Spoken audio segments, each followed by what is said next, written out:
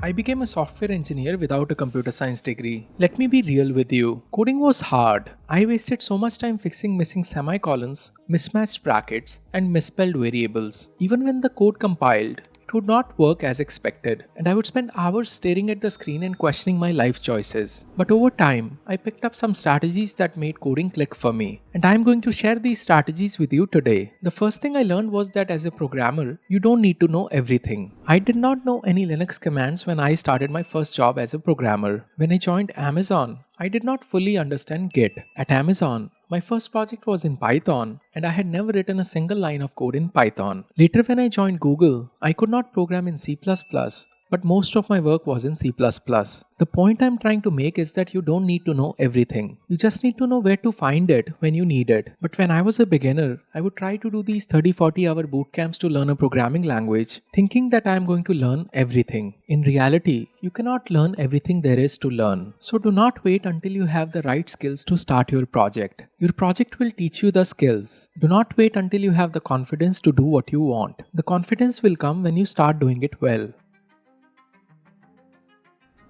A successful warrior is an average man with laser-like focus. The same is true for a programmer, but it's really hard for a beginner to stay focused. That's because a programmer has more choices than a buffet in an Indian wedding. First, they have to choose a programming language. After that, they need to pick a course to learn that language. If they want to learn front-end development, they have all these choices. And for back-end developers, there are whole other options. The more options available to a person, the longer it takes to decide which option is best. This is also called Hicks' law. As a beginner, it can be tempting to learn a little bit about many different technologies. After all, there are so many exciting areas to explore. While broad exposure is good, it's important for beginners to pick one technology stack to focus on initially. Mastery takes time and repetition, so go deep and not wide. Programming concepts take time to fully click. By focusing on one technology, you can iterate on the fundamentals again and again until they become second nature. And usually you need to know one technology stack really well to get hired. Breadth is great, but will be evaluated on how well you know a specific technology that the job requires. Next big lesson was not to just focus on the coding ability but also on developing a problem-solving mindset. You see, coding is ultimately about solving problems, big and small. But the issues we solve as developers don't come pre-packaged as coding problems like you see on LeetCode or in coding interviews. They come disguised as open-ended product requirements, refactoring challenges, or performance bottlenecks. Learning to deconstruct these messy real-world issues into solvable chunks is a key skill that you need to build. Let me tell you two techniques that help me become better at problem solving. The first is 5 whys analysis. This technique was created at Toyota as a way to identify underlying reasons behind manufacturing defects. Here is how it works. When you encounter a problem, you ask 5 whys one after the other. Each answer forms the basis of the next why. For example, let's say your code is running slower than expected. Why is that happening? Because it's taking a long time to process a large dataset. But why? Because I'm using 2 nested loops to search for a specific value. And why is that? Because I thought that nested loops are the easiest way to solve the problem. Why is that? Because I do not know more efficient search algorithms. But why? Because I have not taken time to study data structures and algorithms. By the time you get to the 5th why, you have reached the core issue. Second technique I use is separation of concerns. The main idea behind this is to break a complex problem down into smaller manageable parts. For example, let's say you are building a web app with user authentication. You can break this problem down into multiple tasks like building a user interface for login and registration, database management for storing user credentials, and authentication logic for verifying user identity. This makes the problem easier to process without getting overwhelmed. Building strong problem-solving skills will also help you in coding interviews. In coding interviews, they will ask you questions based on data structures and algorithms. These questions are designed to test your logical thinking and problem solving. If you want to prepare for coding interviews, you can get my free crash course on interviewmaster.io. After finishing the course, you will also get weekly coding challenges to further improve your problem solving.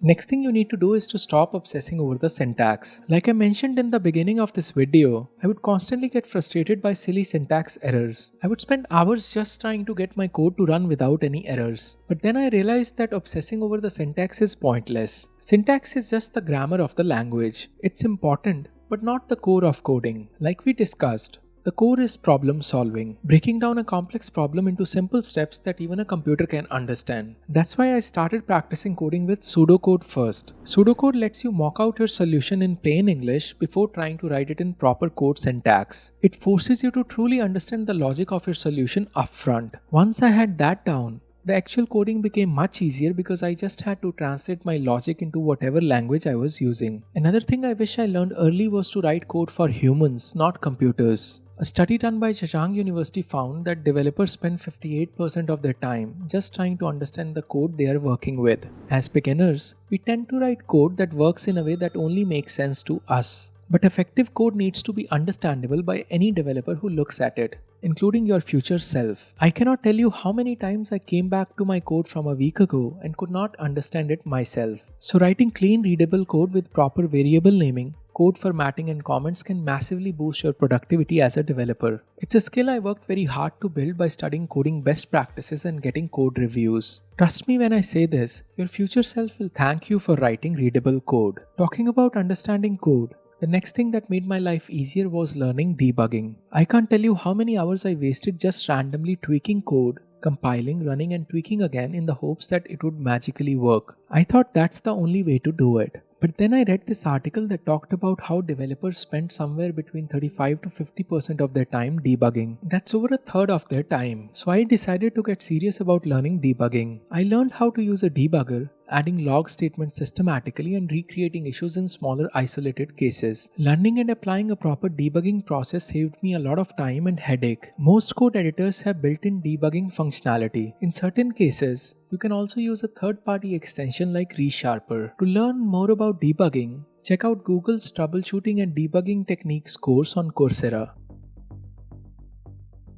And this brings me to the most important lesson. Back in 1980s, American Airlines was looking for ways to cut cost and improve their profit margin. Bob Crandall, who was the head of American Airlines at the time, decided to take a closer look at airlines' food service. He noticed that the salads being served on the flight included a garnish of 3 olives per salad. Bob did some quick math and figured out that if they removed just 1 olive from each salad, they could save a substantial amount of money. Keep in mind that American Airlines was serving thousands of meals every day. So even though 1 olive might not seem like much, the numbers added up fast. American Airlines saved around $100,000 per year in today's dollars by doing this. The lesson here is that sometimes the biggest improvements come from paying attention to the little things. In his book Atomic Habits, James Clear talks about the power of making small incremental changes in life. The idea is that tiny habits, when compounded over time, can lead to remarkable results. He shows that just a 1% improvement every day over 1 year can make you 38 times better. The key to making these improvements is starting small. So if you want to get in shape, start by doing 1 push-up per day. If you want to read more, start by reading just 1 page every night. And if you want to learn programming, start by doing just 2 exercises per day. Over time, these small improvements will compound.